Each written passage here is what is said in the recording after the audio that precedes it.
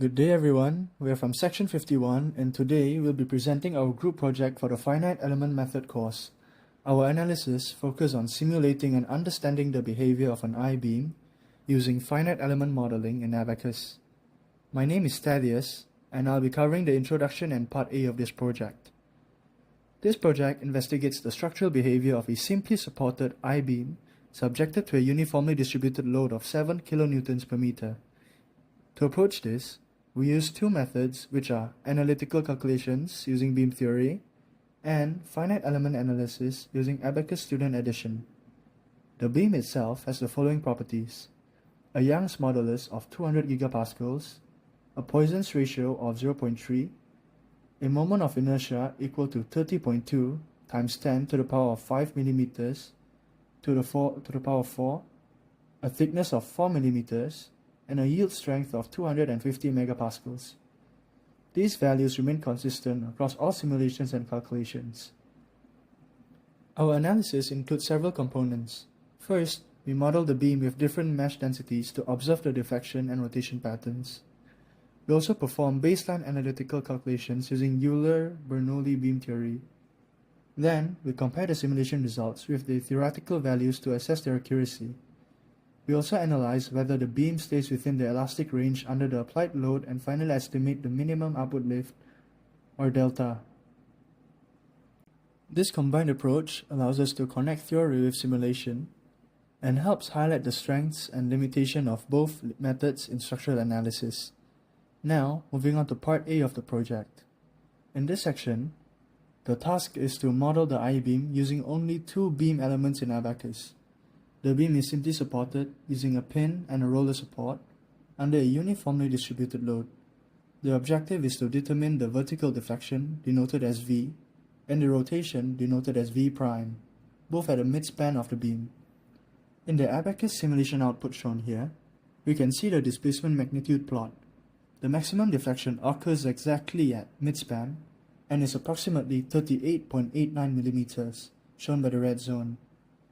The deflection curve is smooth and symmetric, which confirms that the boundary conditions and loading have been correctly applied. This result gives us the vertical displacement required in the question. Next, we move on to the rotation result. This figures displace UR3, or the rotational displacement about the z-axis.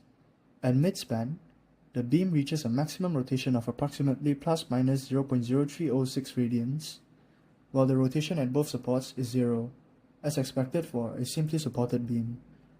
Although the overall behavior looks correct, it's important to note that using only two elements provides a very coarse approximation. This level of meshing can capture general deformation trends, but not detailed stress gradients or precise bending curvatures.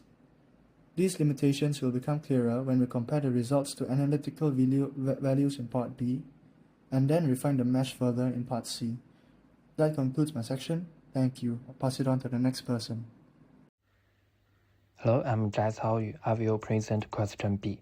Since the beam and the force acting on the beam are symmetry, so we can cut half the beam and calculate with two half beams respectively. So as the condition, we can get VA, VB, theta B equal to 0. Theta A, VC, theta C is not 0. After the calculation, we can get the result: theta A equal to negative 0.02, VC equal to negative 0.0386, and theta C equal to negative 0.02. Now we can compare the results. For the rotation, there is an error around 34.6%, and for the deflection, the error is about 0.7%. For the deflection, the values from Abacus and the manual FEM are very close, only 0.7% difference. This means for calculating global displacement using two elements is quite sufficient. There is a significant difference in the calculated rotation. This suggests that two elements are not enough to accurately capture rotation, which is more sensitive to curvature. So far, for deflection, the two elements provide a sufficiently accurate estimate. For rotation, two elements introduce significant error. More elements are needed to accurately capture the slope variation along the beam. My name is Sufi Noisaura, and I'm going to solve for question C. So this analysis uses a 4-meter I-beam with a distributed load for 7,000 Newton per meter.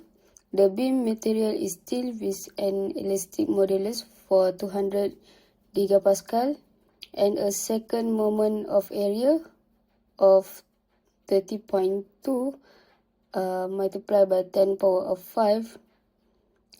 And we want to see how mesh refinement in abacus affect the accuracy of deflection and rotation result.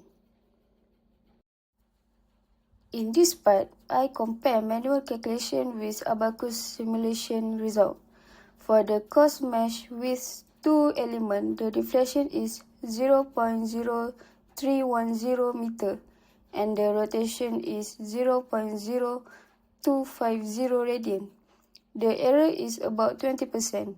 For the fine mesh, the deflection is 0.0384 meter and the rotation is 0.0308 radian. The error is very small, only about 0.5%. The manual calculation show the deflection is 0.0386 meter and the rotation is 0.0309 radian. The graph shows the beam deflection start from 0 at the support and is maximum in the middle.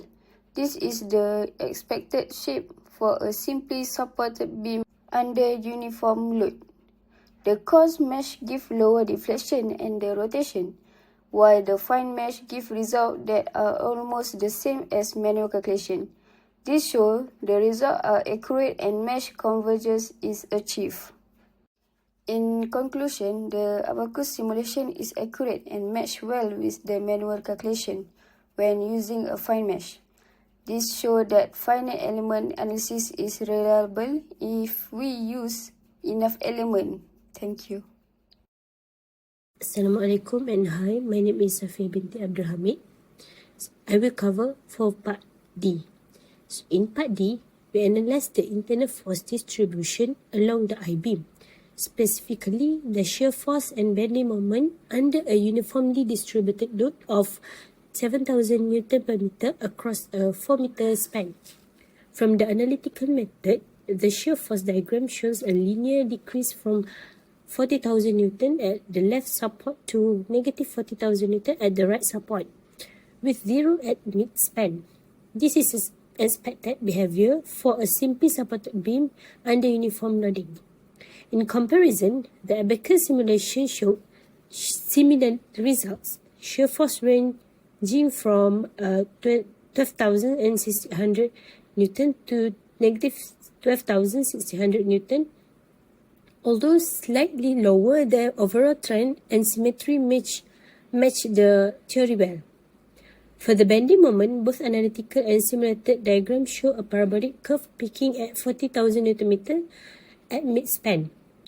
Abacus also gave a maximum moment of around 1.4 times 10 power 7 Nm, which confirms strong agreement. We also estimated the maximum bending stress at mid-span to be 23.18 megapascal, which is safely below the yield strength of 250 megapascal, meaning the beam remains in elastic range. In summary, the result from abacus matched the analytical method closely, validating our simulation. The internal forces were accurately captured and also confirming that the beam behaved as expected under the given loading. Hi everyone, my name is Wei Jia Kwan, and now I'm going to present about question E and also question F. So question E, we need to find about the maximum stress and define that is it the beam deformed plastically. So in my calculation, the sigma calculated is 46.36 mega PA. whereas the yield stress is 250 MPa. So the beam does not deform plastically.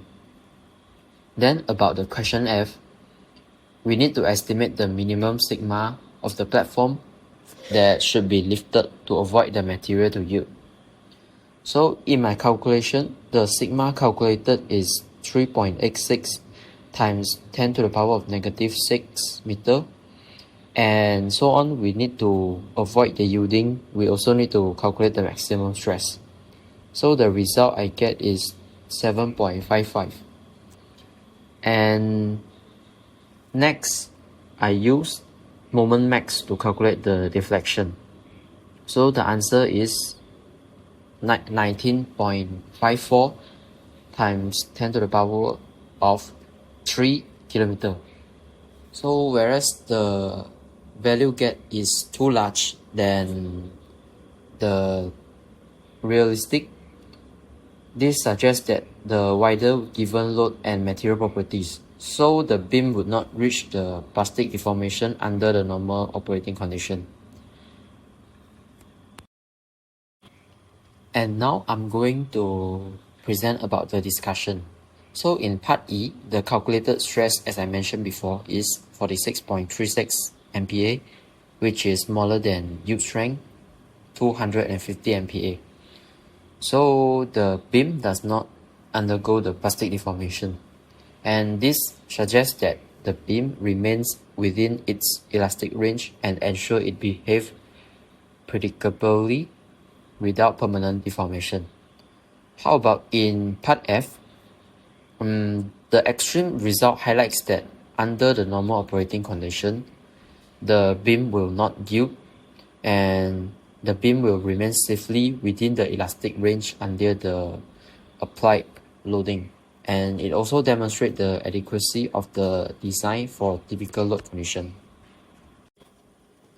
In a conclusion, the project is successfully validated with the finite element method by comparing FEA result and also our hands-on calculation. Although that we produce inaccurate result with post mesh, but we're still refining the mesh improved accuracy with only 0.52% of error. And this result is from the simulation are closely matched the analytical solution. So finally, it highlights the importance of mesh density in ensuring the accuracy of FEA simulation in structural analysis. Thank you.